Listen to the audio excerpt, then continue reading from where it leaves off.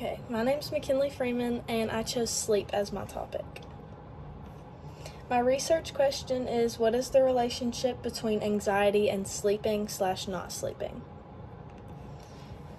So, anxiety is feelings of worry or unease, and then an anxiety disorder occurs when it's excessive feelings of worry and unease. Also, out of proportion fears, like being afraid of something related to that situation that is most definitely not going to come from the situation.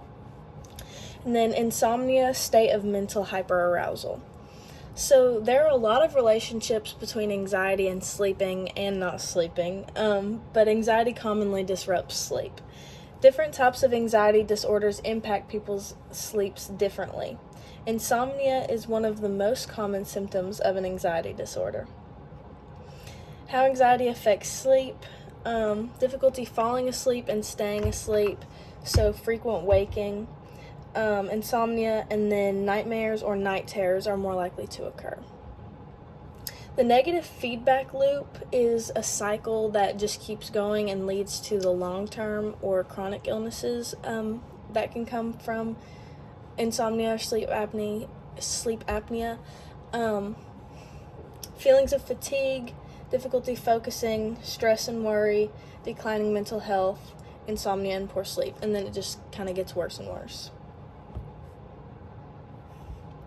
Some people also get something called sleep anxiety, which isn't not being able to sleep from anxiety, but it's actually being afraid to go to sleep due to the night terrors that are more likely to occur, or they're just waking up frequently or not being able to go to sleep. People just dread going to sleep at night, so it's called sleep anxiety. Health disparities. Anxiety disorders are the most common mental health disorder in the United States. Men are more likely to be diagnosed with obstructive sleep apnea, OSA, and then women are more likely to be diagnosed with insomnia.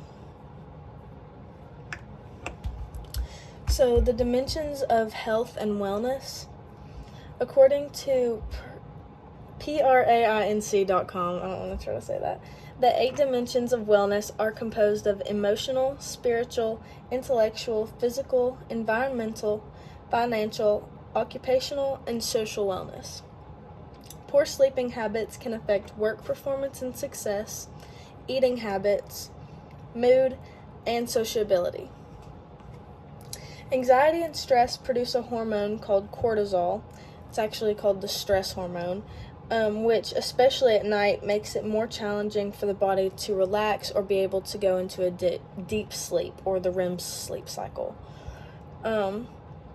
Anxiety also activates I think it's called the automatic too, but it's also sympathetic nerve system. It's the fight or flight, which increases heart rate and muscle tension, which are incompatible factors related to sleep. Not enough sleep can lead to decreased focus and concentration, decreased interest, decreased memory, impaired emotional regulation, impaired decision making, physical fatigue, easier irritation, which is stress sensitivity, and increased mood changes. Risk factors of sleep disorders or not sleeping. Age, like wetting the bed, is more common in children. It can happen in elders or adults, but it's just more common in children. Genetics, like insomnia, restless leg syndrome, sleepwalking, and sleep apnea. Medical conditions like Parkinson's disease, chronic anxiety, and sleep deprivation. Multiple and traumatic brain injury, heart disease, lung disease, cancer, and diabetes, specifically type 2.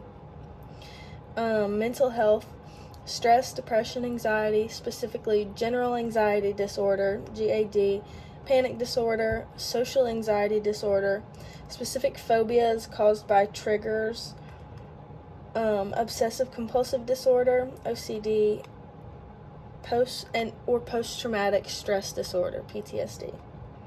Schedule changes like jet lag or an inconsistent work schedule can also disrupt the sleep-wake cycle, making it hard to have a good consistent pattern at all, or messing it up because it's just never consistent, so it kind of confuses your body. And then medicines and drugs.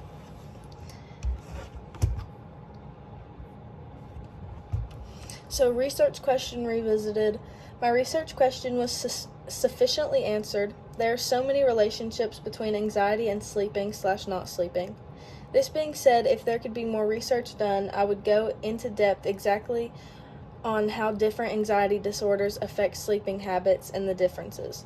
For example, I would like to know the differences between the general sleeping patterns of one disorder compared to another disorder, like the different heart rates, different REM sleep cycles, different physical attributions, like in apnea, sweating is a big symptom, and in other ones, you can stop having a heartbeat, and it's from anxiety, but it comes back, and they're just all related to different disorders. And I would just like to go into deeper, this disorder makes your heart rate a lot faster, or this one makes your heart rate go into weird patterns or odd patterns, and just how they affect it. 2 programs or resources that are given. Sleep 101. It's actually a class. It's like an online program. It focuses on sleep health education. And then Insomnia is a free application. It's an app on your phone or whatever that focuses on cognitive behavioral therapy for insomnia. And then there's also a lot of natural remedies for sleeping, like herbal teas, taking a bath before you go to sleep, putting lavender on your chest, and then there are also medications that you can take for sleeping.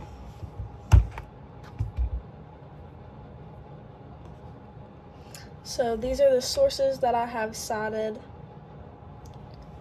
and then the test with the correct test with it.